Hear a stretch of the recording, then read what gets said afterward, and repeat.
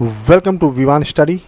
आज है 22 अगस्त 2020 और 22 अगस्त 2020 तक जितने भी most important top 10 current affairs बनते हैं उन पर हम डिस्कशंस करेंगे और इनसे रिलेटेड जो भी फैक्ट और जो तथ्य होंगे उन पर भी हम चर्चा करेंगे। तो पूरा वीडियो ध्यान से देखिएगा। अगर आपको वीडियो अच्छा लगता है, कंटेंट हेल्पफुल लगता है तो चैनल को जरूर सब्सक्राइब करें, साथ ही साथ बेल आइकॉन प्रेस कर लें ताकि जैसे ही हमारे पास से नेक्स्ट डेली करंट अफेयर्स की वीडियो अपलोड हो उसकी लेटेस्ट नोटिफिकेशन और अपडेट सबसे पहले आप तक पहुंचे। और अगर आपने पहले से ही हमारे चैनल को सब्सक्राइब कर रखा है तो चैनल को ज़्यादा से ज़्यादा अपने दोस्तों, अपने फ्रेंड्स को शेयर करें। और आज की जो करंट अफेयर है इसकी PDF फाइल आप हमारे डिस्क्रिप्शन बॉक्स में डाउनलोड कर सकते हैं, वहाँ पर लिंक प्रोवाइड की गई है। और PDF फाइल आप हमारे टेलीग्राम ग्रुप से भी डाउनलोड कर सकते हैं। तो चलिए बढ़ते हैं आज की करंट अफेयर पर। तो गाइस, आज करंट अफेयर का सबसे पहला क्वेश्चन। गाइस, क्वेश्चन स्टार्ट करने से पहले एक रिक्वेस्ट करना चाहूँगा कि अगर आपको वीडियो अच्छा लगे तो प्लीज़ वीडियो को लाइक ज़रूर करें। तो पहला क्वेश्चन है, स्वच्छता सर्वेक्षण 2020 में कौन सा शहर लगातार चौथी बार पहले स्थान पर रहा है? गाइस, चौथी बार। तो स्वच्छता सर्वेक्षण 2020 में कौन सा शहर लगातार चौथी बार पहले स्थान पर रहा है? तो ये करेक्ट आंसर हो जाएगा ऑप्शन सी, इंदौर। इंदौर चौथी बार पहले स्थान पर आया है।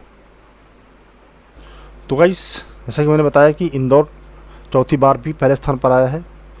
तो स्वच्छता सर्वेक्षण जो 2020 हुआ है, जिसकी मैं बात कर रहा हूँ, जिक्र कर रहा हूँ, जिसका लगातार चौथी बार इंदौर पहले स्थान पर आया है, पहला स्थान उसने प्राप्त किया है। जबकि गुजरात का जो सूरत शहर है वो दूसरे स्थान पर है। महाराष्ट्र का नवी मुंबई तीसरे स्थान पर है। और अगर वाराणसी की बात करें जबकि वाराणसी को बेस्ट गंगा टाउन घोषित किया गया है।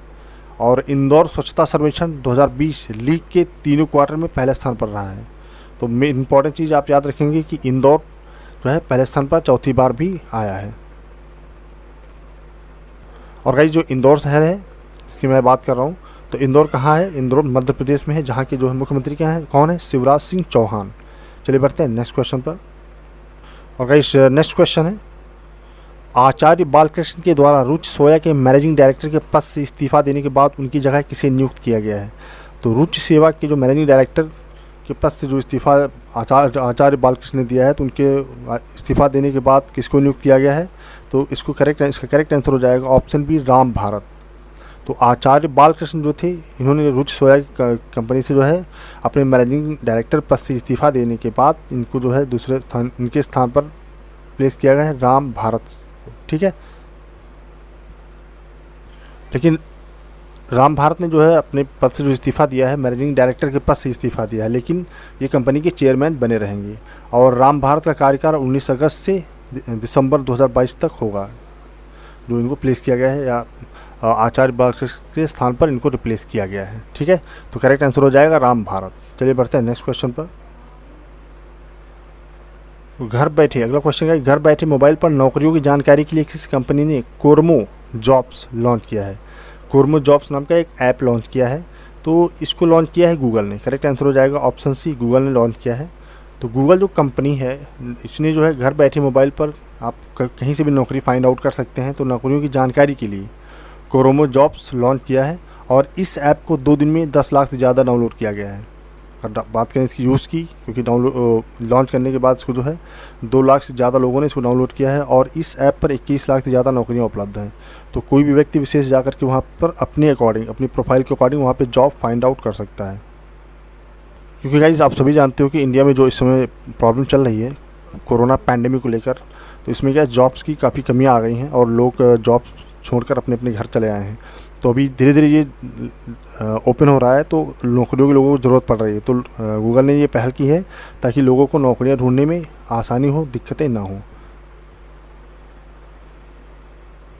इसीलिए गूगल ने जो है कोरमो जॉब्स ऐप लॉन्च करके जो है लोगों की दिक्कतों को आसान कर दिया है। और यहाँ पे गाइस बात हो रही गूगल की, तो अगर गूगल की बात करें तो इसके फाउंडर कौन है, कब स्थापना की गई इसकी? 4 सितंबर 1998 को। और CEO कौन है? सुंदर पिच्चई। उसका हेडक्वार्टर कहाँ है? California, United states. और इसके संस्थापक कौन है? लैरी पेज और सर्जी बिन। चलिए बढ़ते हैं नेक्स्ट क्वेश्चन पर। Next question guys, Rakesh Asthana को हाल ही में सीमा सुरक्षा बल का कौन सा महानिदेशक नियुक्त किया गया है? सीमा सुरक्षा बल यानी BSF का कौन सा महानिदेशक नियुक्त किया गया है? तो 27वां महानिदेशक नियुक्त किया गया था। यानी अब तक जो है BSF के कितने महानिदेशक हो चुके हैं? 27 हो चुके हैं। तो ये 27वें महानिदेशक हैं। तो ये हैं राकेश अस्थाना। जिनको बीएसएफ ने 27वां महानिदेशक यानी जो डायरेक्टर जनरल नियुक्त किया है, और वही अभी BSAS के महानिदेशक और नारकोटिक कंट्रोल बोर्ड जो है, जो NCB है जिसे कहते हैं, नारकोटिक्स कंट्रोल बोर्ड, इसके क्या है अतिरिक्त प्रभार के अभी कार्य संभाल रहे हैं। अभी वर्तमान में जो है ये जो है NCB के क्या है अतिरिक्त कार्यभार संभाल रहे हैं नारकोटिक कंट्रोल ब्यूरो का। ठीक है, तो अभी इनको हाल ही में जो है BSF का महानिदेशक नियुक्त किया गया है। और यहाँ बात हो रही BSF की, तो BSF के बारे में जान लेते हैं। BSF यानी बॉर्डर सिक्योरिटी फोर्सेस, इसका हेडक्वार्टर कहाँ नई दिल्ली में है, और इसके संस्थापक कौन है, खुसरो फरमारुस रुस्तम जी। और कब इसको स्थापित किया गया था, 1 दिसंबर 1965 को इसको स्थापित किया गया था। तो करेक्ट आंसर हो जाएगा इसका, राकेश अस्थाना को सीमा सुरक्षा बल का कौन सा महानिदेशक नियुक्त किया गया है, तो 27वां महानिदेशक नियुक्त किया गया है। चलिए बढ़ते हैं नेक्स्ट क्वेश्चन पर। नेक्स्ट क्वेश्चन है गाइस, भारतीय मूल के किस चिकित्सक को यूके के royal academy of engineering president के विशेष पुरस्कारों के लिए नामित किया गया है? तो किसे नामित किया गया है, तो रवि सोलंकी को नामित किया गया है। करेक्ट आंसर हो जाएगा रवि सोलंकी। तो गाइस ये हैं रवि सोलंकी, जो भारतीय मूल के अमेरिकी हैं, और इन्हीं को जो है कोरोना महामारी के दौरान सेवा के लिए यूके यानी यूनाइटेड किंगडम के royal academy of engineering president के विशेष पुरस्कार के लिए 19 विजेताओं में से एक विजेता के तौर पर नामित किया गया है। तो कहने का मतलब कि 19 विजेताओं को जो है नामित किया गया है, उनमें से ये एक हैं, इनको नामित किया गया है रवि सोलंकी को। ठीक है, चलिए बढ़ते हैं नेक्स्ट क्वेश्चन पर। Next question, Pakistan cricket team का कौन सा बल्लेबाज तीनों फॉर्मेट में टॉप 5 में आने वाला इकलौता बल्लेबाज बन गया है? तो ये बात पाकिस्तान की हो रही। तो पाकिस्तान के जो दिग्गज क्रिकेटर हैं बाबर आजम, करेक्ट आंसर हो जाएगा ऑप्शन सी बाबर आजम। बाबर आजम क्या है, तीनों फॉर्मेटों में टॉप 5 में आने वाले इकलौते पाकिस्तानी क्रिकेटर बन गए हैं, क्रिकेटर बल्लेबाज बन गए हैं। तो गाइस ये हैं बाबर आजम, और वे टेस्ट रैंकिंग में 5वें स्थान पर हैं, और T20 इंटरनेशनल रैंकिंग में पहले स्थान पर, और वनडे में तीसरे स्थान पर हैं। तो मोस्ट इंपॉर्टेंट चीज़ याद रखिएगा कि बाबर आजम टेस्ट रैंकिंग में कौन से स्थान पे हैं, 5वें स्थान पे हैं, और T20 इंटरनेशनल किस रैंकिंग में है, ये पहले रैंकिंग में है, पहले स्थान पर है, और अगर वनडे की बात करें तो वनडे में तीसरे स्थान पर ये आते हैं। चलिए बढ़ते हैं नेक्स्ट क्वेश्चन पर। गाइस नेक्स्ट क्वेश्चन पर बढ़ने से पहले थोड़ा पाकिस्तान की जो फैक्ट्स उनके बारे में देख लेते हैं कि पाकिस्तान में कौन क्या है, और देखते हैं पाकिस्तानी कैपिटल क्या है, Islamabad, president Arif Alvi, prime minister Imran Khan, और वहाँ करेंसी क्या चलती है, पाकिस्तानी रुपीस, और लैंग्वेज की अगर बात करें तो उर्दू चलती है जो ऑफिशियल लैंग्वेज है। बढ़ते हैं नेक्स्ट क्वेश्चन पर। तो नेक्स्ट क्वेश्चन है, नई उड़ान योजना किस मंत्रालय ने शुरू की है? नई उड़ान योजना किस मंत्रालय के द्वारा शुरू की गई है? तो शुरू की गई है अल्पसंख्यक मामलों के मंत्रालय यानी ministry of minority affairs. Correct option हो जाएगा ऑप्शन डी।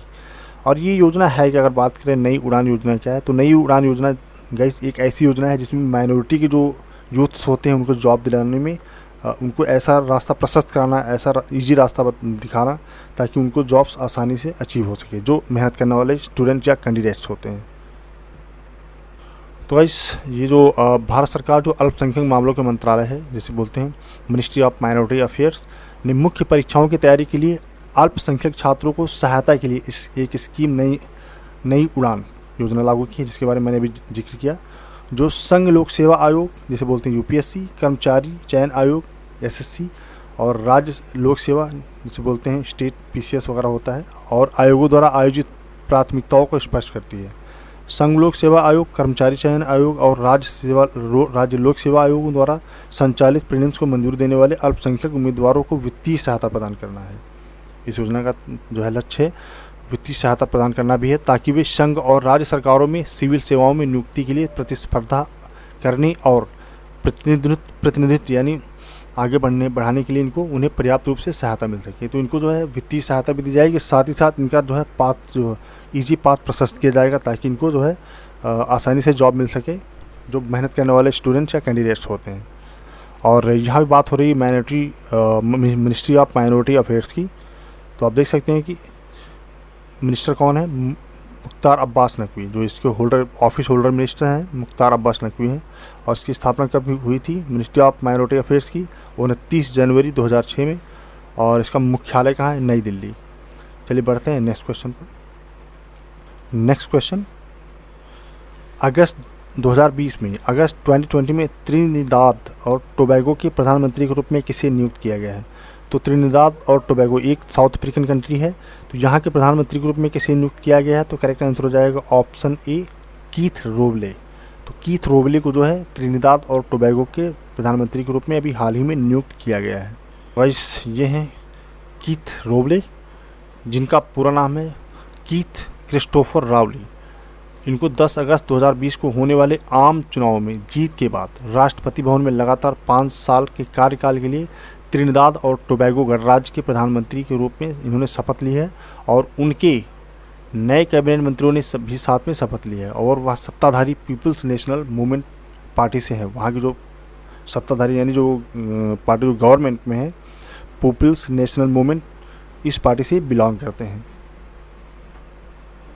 और अगर हम बात करें त्रिनिदाद और टोबैगो जहाँ के प्रधानमंत्री बनाए गए हैं कीथ रोवले, तो इसकी कैपिटल क्या है? Port of Spain. कैपिटल है इसकी पोर्ट ऑफ स्पेन। और प्रेसिडेंट कौन है यहाँ पे? George Maxwell Richards. और प्राइम मिनिस्टर कौन है? जो पहले थे कमला प्रसाद विशेषर, लेकिन अभी किसी नियुक्त किया गया है त्रिनिदाद और टोबैगो के प्रधानमंत्री के रूप में किसी नियुक्त किया गया है? कीथ रोवले। तो अभी प्रधानमंत्री जो कमला प्रसाद विशेषर थे, इनको रिप्लेस किया है कीथ रोवले ने। और यहाँ करेंसी क्या चलती है? Trinidad and Tobago dollars. चलिए बढ़ते हैं नेक्स्ट क्वेश्चन पर। नेक्स्ट क्वेश्चन, हाल ही में शोधकर्ताओं ने किस बौने ग्रह को ओशन वर्ल्ड का दर्जा दिया है? ओशन का वर्ल्ड का दर्जा किस बौने ग्रह को दिया गया है? किस ग्रह को दिया गया है? तो करेक्ट आंसर हो जाएगा ऑप्शन ए, सेरेस। तो guys according to space researcher, Ceres जो ग्रह है इस तरह का है, और रिसर्चर ने बौने ग्रह सेरेस को ओशन वर्ल्ड का दर्जा दिया है। और वैज्ञानिकों ने नासा के डॉन स्पेसक्राफ्ट द्वारा एकत्र किए गए डेटा का विश्लेषण किया है और निष्कर्षों को जर्नल एस्ट्रोनॉमी, नेचर कम्युनिकेशन और नेचर जियोसाइंस में पत्र की एक श्रृंखला के रूप में प्रकाशित किया है। इसके माध्यम से जानकारी मिल पाई है कि जो है बौना ग्रह को क्या कहा गया है? ओशन वर्ल्ड कहा गया है। इसको कहा गया शोधकर्ताओं के द्वारा। ठीक है, तो करेक्ट आंसर याद रखेंगे कि शोधकर्ताओं ने किस बौने ग्रह को ओशन वर्ल्ड का दर्जा दिया है? तो ओशन वर्ल्ड का दर्जा दिया है सेरेस ग्रह को। तो इसको ध्यान में रखेंगे कि सेरेस जो ग्रह है इसको जो है ओशन वर्ल्ड का दर्जा दिया गया है। चलिए बढ़ते हैं नेक्स्ट क्वेश्चन पर। नेक्स्ट क्वेश्चन गाइस, कौन सी कंपनी टोक्यो ओलंपिक के लिए टीम इंडिया को स्पॉन्सर करने जा रही है? बहुत इंपॉर्टेंट क्वेश्चन गाइस, जो अपकमिंग एग्ज़ाम्स हैं, जैसे SI का आने वाला है और SSC का जो भी फॉर्म डाले जा रहे हैं, इन सब एग्ज़ाम्स के लिए बहुत ही इंपॉर्टेंट क्वेश्चन है ये सब। तो कौन सी कंपनी टोक्यो ओलंपिक के लिए टीम इंडिया को स्पॉन्सर करने जा रही है? तो करेक्ट आंसर हो जाएगा option C, Inox. Inox group जो है भारतीय ओलंपिक संघ, जो भारत में ओलंपिक आंदोलन के लिए एक सरकारी निकाय है, और आइनॉक्स समूह ने, जिसका मैंने भी जिक्र किया, समूह ने टोक्यो ओलंपिक के लिए टीम इंडिया का समर्थन करने के लिए एक प्रायोजन समझौते पर हस्ताक्षर किए, यानी आपस में समझौता किया, कंप्रोमाइज़ किया है कि जो है हमारे द्वारा जो है आप जो है टीम इंडिया को ओलंपिक्स में क्या किया जाएगा? स्पॉन्सर किया जाएगा।